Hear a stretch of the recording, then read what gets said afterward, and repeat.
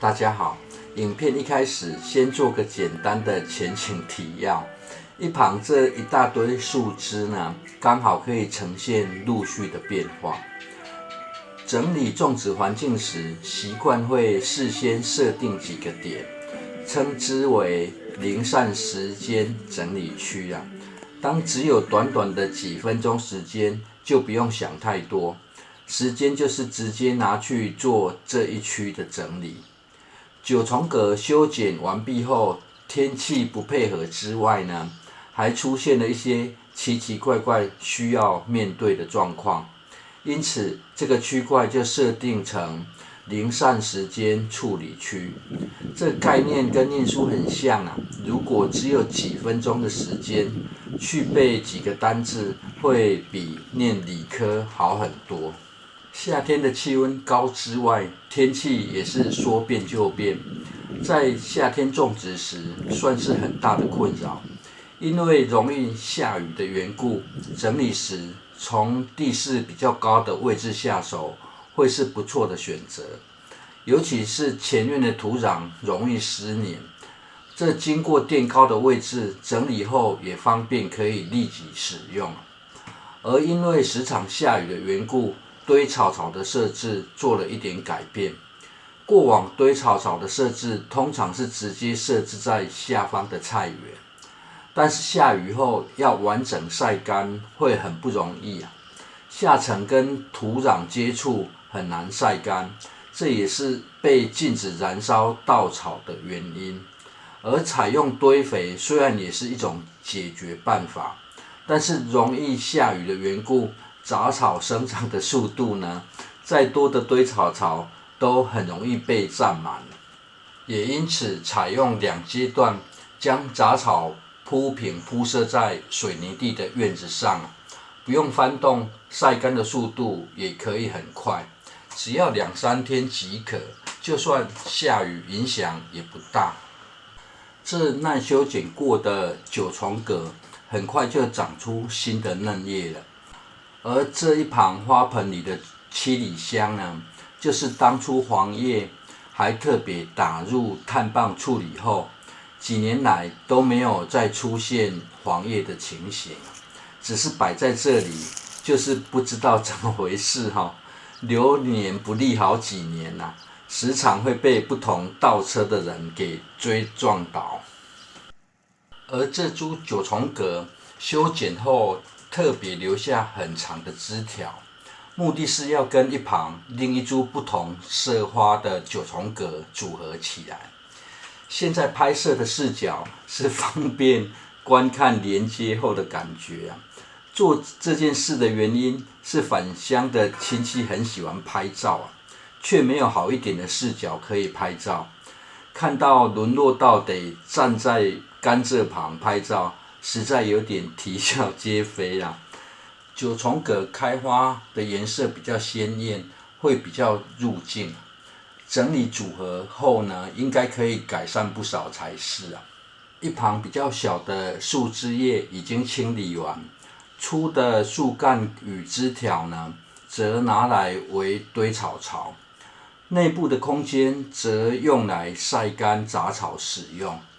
全部清理完后呢，粗枝条只要撤离，简单集中摆整齐就好。而远方已经出现彩虹，大概山上已经下完雨了。转动花盆进行断根几天后，花盆里的九重葛并没有脱水的现象，一样继续长出新的嫩叶。而既然要做视觉效果，干脆就搞大一点了，把入口印象也一起做一做，反正就慢慢想慢慢做了，毕竟还在等待枝条继续长长一点。松土的目的不是要改成地质啊，而是要让花盆可以站稳一点，避免被台风吹倒。这样浇水下去也可以避免水直接流掉。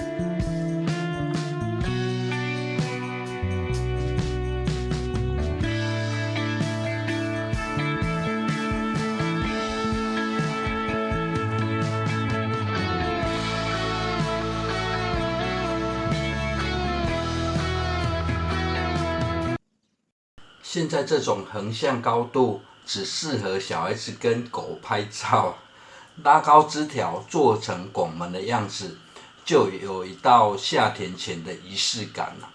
只是事情真的没有想象中简单，开始出现一堆意外。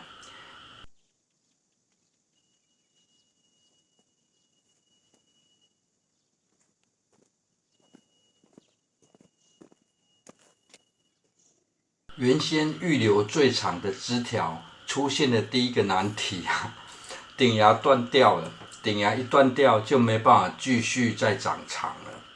所幸解决问题的办法总是比问题多啦。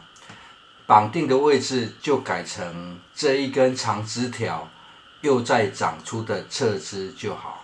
搬动花盆后出现状况的是在原本花盆旁的位置啊。内部一半空间种植青葱倒是无碍，另一半准备种植姜的位置呢，却遭到破坏了。除了狗上去躺睡，并将砖头刨掉，重铺砖头后一样会被刨起来了。至于这圆形规则的凹洞，则是麻雀也会在上面做沙浴啊。这跟垫高土壤后土壤沙质化也有很大的吸引力。没多久又开始下雨了，心态轻松真的很重要啊。反正这种杂事呢，不用担心有人会抢着去做啊，慢慢来就好。只是雨势来得太快啊，连拔菜的时间都没有，只能简单煮个意面，等待雨停。隔日早上又出大太阳，不过这是暴风雨、台风来临前的状况。后院这棚架下遮挡侧边日照的几颗指甲豇豆呢，刚好赶上台风来临前可以采收啊。相对去年而言，今年台风来得很早，备用菜还是要准备一下。尤其这台风还从南部一路往上走啊，空心菜、地瓜叶、苋菜等水菜呢，若是不想菜价买得很有感，最好还是先备用种好。而这颗苹果丝瓜，因为小时候就有裂果现象，没有拔除的原因，除了观看生长变化，也可以进行取种与制作菜瓜布。最后，如果有跟着种葱的观众朋友，台风天葱油炒面很简单，也可以很好吃啦。谢谢收看。